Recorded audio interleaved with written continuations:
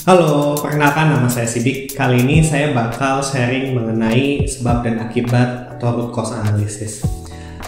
Seperti yang kita tahu bahwa dunia ini sangat dinamis. Ada pasang, ada surut, ada juga orang datang dan pergi, ada juga pergantian-pergantian inovasi.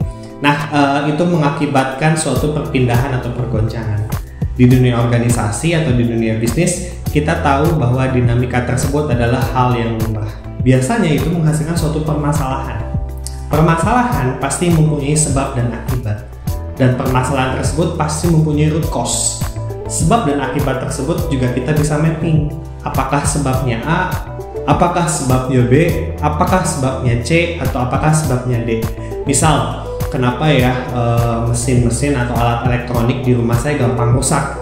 Kenapa? Kan itu baru pertanyaannya, apa sih root cause-nya? Oh, bisa jadi ternyata distribusi aliran listrik ke kompleks saya itu belum terjamah PLN secara stabil, sehingga menyebabkan alat-alat elektronik di rumah saya itu gampang rusak dan susah untuk stabil.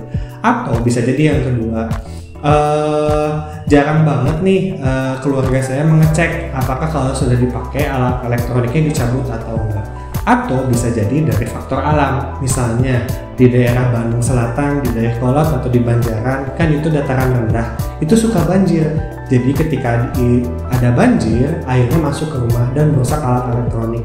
Nah, kalau menggunakan root cause seperti itu kan akan sangat menyenangkan ya. Kita bisa mengetahui sebab dan akibat dari suatu permasalahan. Nah, untuk mengetahui suatu model untuk memappingkan sebab dan akibat tersebut, ada nih suatu tools yang bagus untuk membantu identifikasi root cause suatu permasalahan.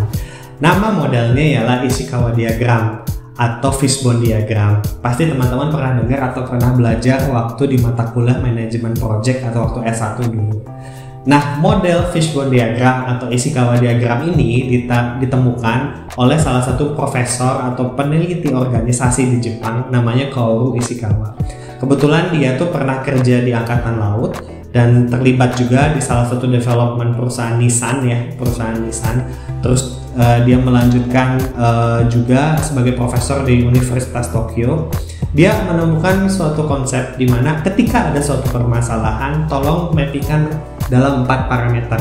Parameter tersebut bisa dalam bentuk parameter mesin, dalam parameter bagaimana environment-nya, atau bisa dalam parameter bagaimana regulasinya, atau bagaimana manpower atau manusianya tersebut memiliki keahlian atau tidak. Nah, bagaimana membuat Ishikawa Diagram atau Fishbone Diagram?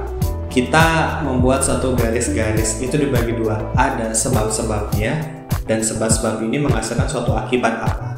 Misalnya sih parameternya sederhana ya, biasanya kan terdiri dari 6 parameter: man, machine, management, material, terus si prosesnya, dan yang terakhir environment-nya tersebut.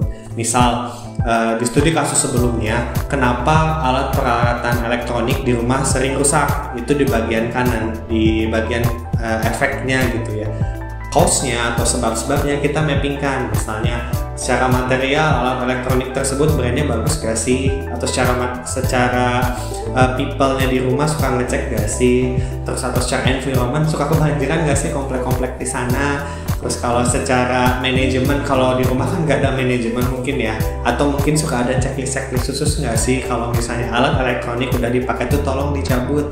Atau secara proses tuh bagaimana kita memakai metode memakai alat elektronik tersebut, apakah mesin cucinya dinyalain terus sampai dia rusak atau bagaimana. Dan yang terakhir tuh masalah people-nya itu tersendiri, apakah kita tuh ngerti cara memakai si alat elektronik tersebut. Nanti dibikin breakdown-nya sehingga kita bisa tahu, oh ternyata permasalahan umumnya tuh di bagian mana yang paling banyak dan bagaimana kita mensolusikannya. Seperti itu.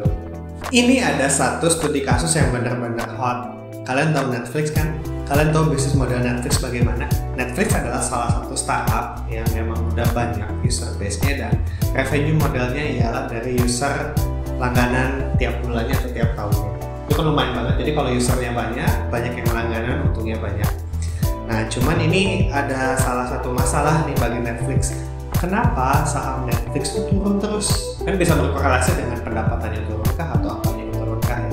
Nah, dengan menggunakan Ishikawa Diagram ini atau Fishbone Diagram, kita bisa lihat nih faktor-faktor parameter apa yang bisa menyebabkan saham Netflix turun atau pendapatannya. Bisa kita lihat di faktor eksternal. Yang pertama, kita tahu sekarang lagi hot-hotnya kan ada perang invasi Rusia ke Ukraina. Nah, bisa dilihat di sana ada berapa user aktif Netflix yang ada di Rusia. Karena ada pemblokiran dan blokade untuk user Netflix di Rusia.